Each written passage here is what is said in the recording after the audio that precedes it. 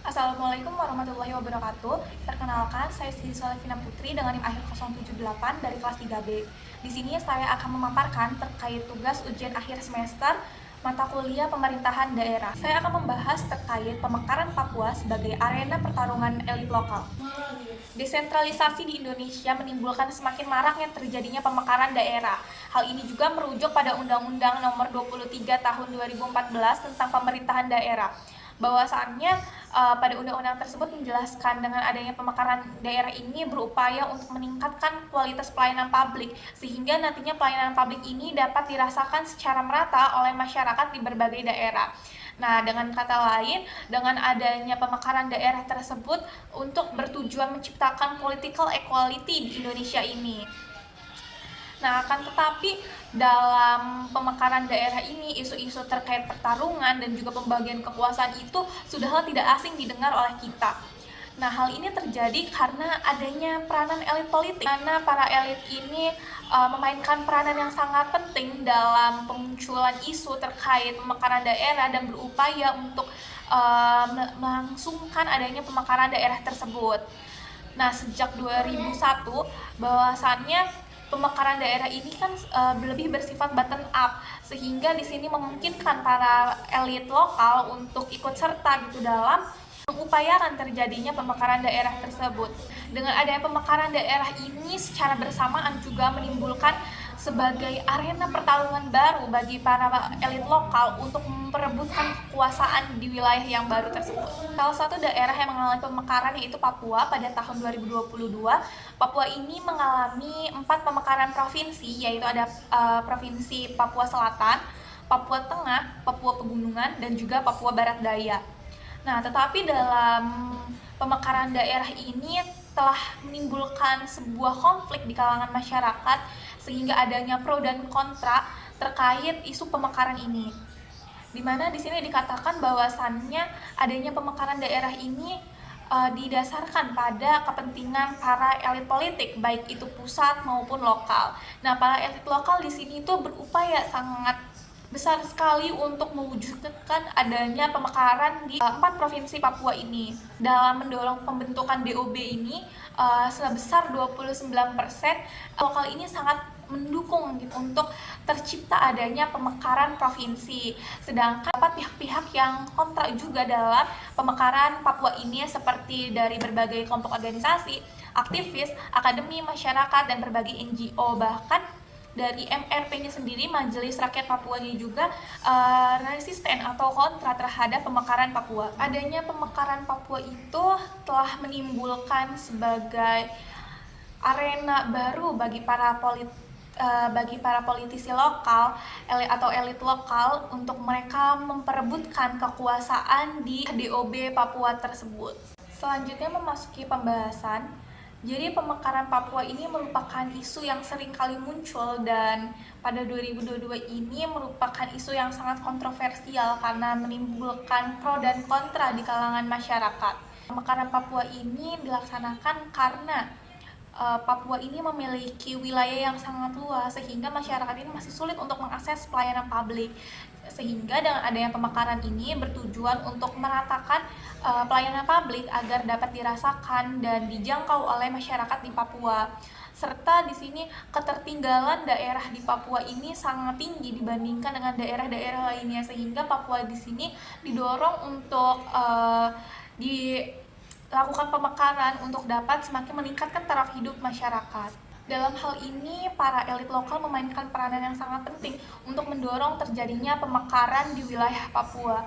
Akan tetapi, upaya yang dilakukan oleh para elit lokal ini bukanlah berdasarkan untuk meningkatkan kesejahteraan dari masyarakat Papua, tetapi terdapat alasan mereka untuk sangat gencar mendorong terjadinya pemekaran Papua ini dikarenakan untuk melakukan atau mendapatkan kekuasaan di wilayah baru tersebut. Sehingga dengan adanya isu terkait pemekaran Papua ini secara bersamaan juga telah menimbulkan sebagai arena pertarungan baru bagi para elit lokal untuk memperebutkan kekuasaan di Papua. Seperti yang kita ketahui bahwasannya pada saat pemekaran Papua itu Indonesia sedang menerapkan sebuah kebijakan moratorium untuk pemekaran daerah. Diberikan prioritas bahwa misalnya di Papua ini dikecualikan dari daerah-daerah yang tidak dapat melakukan pemekaran tersebut.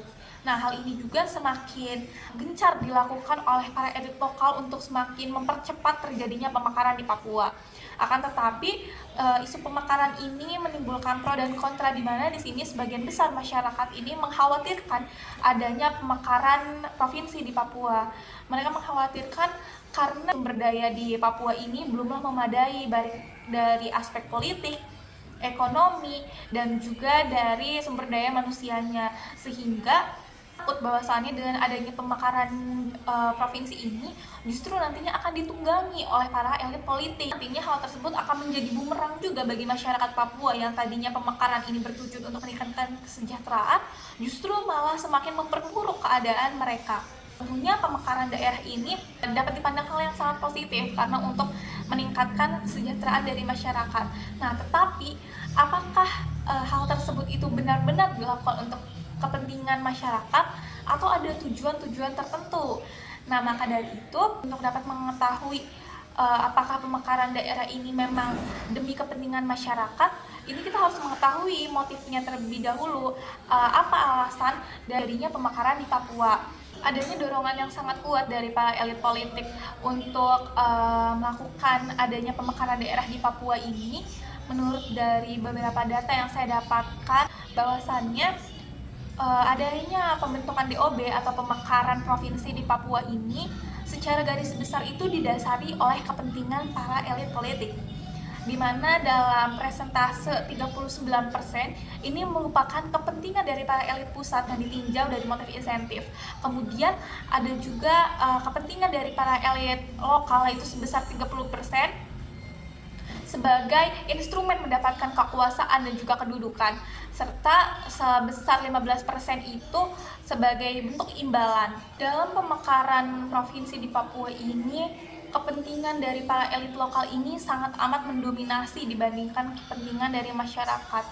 Tentunya hal ini tidak selaras gitu dengan tujuan dari adanya pemekaran daerah sesuai dengan undang-undang yang berlaku, karena pada dasarnya pemekaran daerah ini seharusnya didasarkan oleh kepentingan masyarakat, tetapi di sini justru malah didominasi oleh para kepentingan elit lokal. Di sini juga masyarakat yang menunjukkan adanya penolakan, tetapi di lain sisi para elit lokal ini justru menunjukkan bahwasannya mereka ini sangat amat mendukung. Juga sudah dapat dilihat bahwasannya di sini itu memang pemekaran ini untuk kepentingan dari elit lokal tersebut, karena dengan adanya pemekaran daerah ini juga nantinya akan membuka sebuah peluang bagi mereka untuk mengisi jabatan-jabatan di struktur pemerintahan, karena dengan adanya pemekaran daerah secara otomatis maka adanya kursi-kursi jabatan di struktur pemerintahan yang harus diisi, dan mereka memperebutkan atau berkonsentrasi untuk mendapatkan kekuasaan tersebut. Jadi mereka mendorong secara terus-menerus adanya pemekaran daerah ini untuk memperluas kekuasaannya, mendapatkan jabatan, dan juga menguasai sumber daya yang ada di Papua tersebut. Karena kita melihat ya bahwasannya pemekaran Papua ini kan termasuk cukup banyak, karena terdapat 4 provinsi yang akan dipemekarkan, sehingga hal ini tuh sangat amat menarik bagi para elit lokal untuk mereka ini berkecimpung untuk dalam mendorong terwujudnya DOB di Papua. Sudah disinggung sebelumnya bahwasannya MPR itu merupakan Majelis Rakyat Papua sendiri saja, mereka itu menunjukkan penolakan terhadap adanya pemekaran Papua, padahal MPR ini merupakan representasi dari masyarakat Papua. Hal ini itu secara jelas gitu, secara resmi tertera dalam Otsus Papua pasal 1 huruf G. Tetapi adanya pendapat-pendapat dari MRP ini tidaklah dihiraukan, karena bisa kita lihat bahwasannya pemekaran Papua sekarang juga sudah berlangsung gitu, di 2022 sudah disahkan. Selain itu, adanya penolakan dari masyarakat ini ditunjukkan adanya demonstrasi terkait menolak adanya pemekaran Papua ini sebesar 75% dari masyarakat Timika dan 80% itu dari masyarakat Tolikara. Tetapi hal tersebut ini tidak menghentikan terjadinya pemekaran di wilayah Papua tersebut.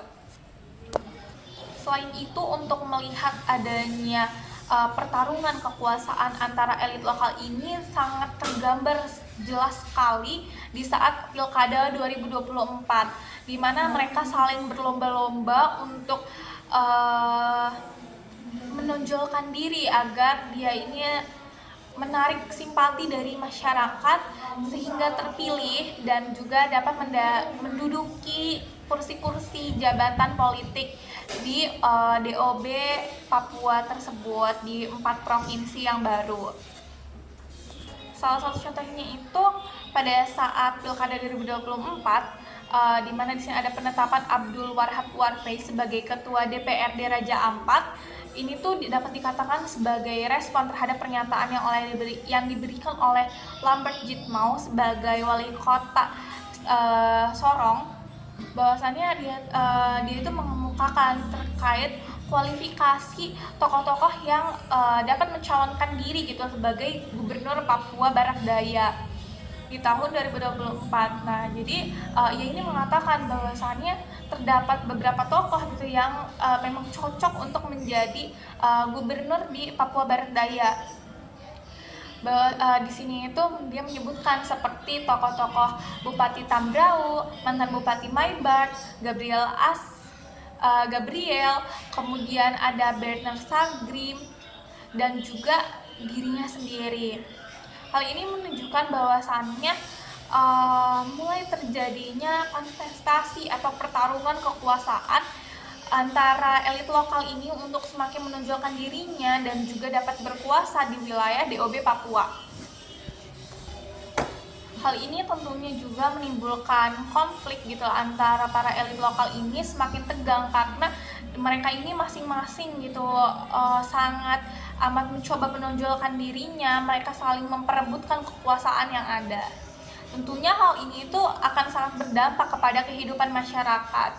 Dengan adanya pemekaran daerah yang pada dasarnya ini sebagai kepentingan dari para elit lokal sendiri dibandingkan dari para kepentingan masyarakat, tentunya hal tersebut nantinya akan menjadi yang tumpang tindih karena dalam pelaksanaan itu mereka hanya berfokus pada perebutan kekuasaan saja, bagaimana mereka itu menguasai di wilayah-wilayah baru tersebut, tetapi nantinya yang justru menjadi fokus dari pembangunan untuk masyarakatnya itu akan lebih dikesampingkan.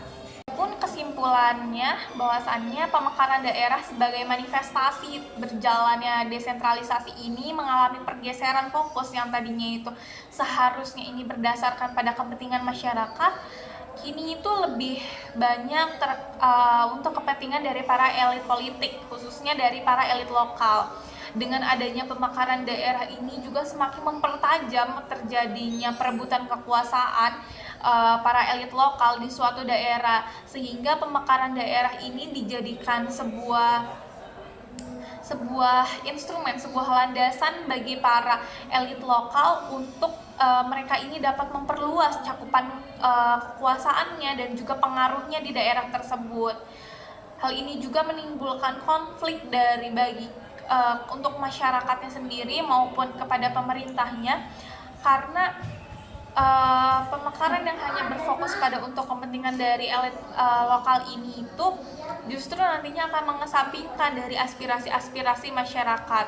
Para elit lokal ini nantinya akan lebih mendahulukan terkait kepentingannya sendiri untuk mendapatkan kekuasaan dibandingkan nantinya mereka akan mempertimbangkan terkait apakah aspirasi dari masyarakatnya ini, apakah masyarakatnya itu akan merasa senang, merasa terbantu dengan adanya pemekaran ini atau tidak, karena mereka hanya berfokus untuk bagaimana mereka itu memperluas kekuasaannya, bagaimana keuntungan yang akan mereka dapatkan gitu, mereka akan mengisi jabatan-jabatan politik di saat adanya pemekaran daerah. Hal ini menunjukkan bahwasannya adanya pemekaran daerah sebagai bentuk arena pertarungan baru dari para elit lokal ini sebagai salah satu dilematis dari pembentukan atau pemekaran di suatu daerah.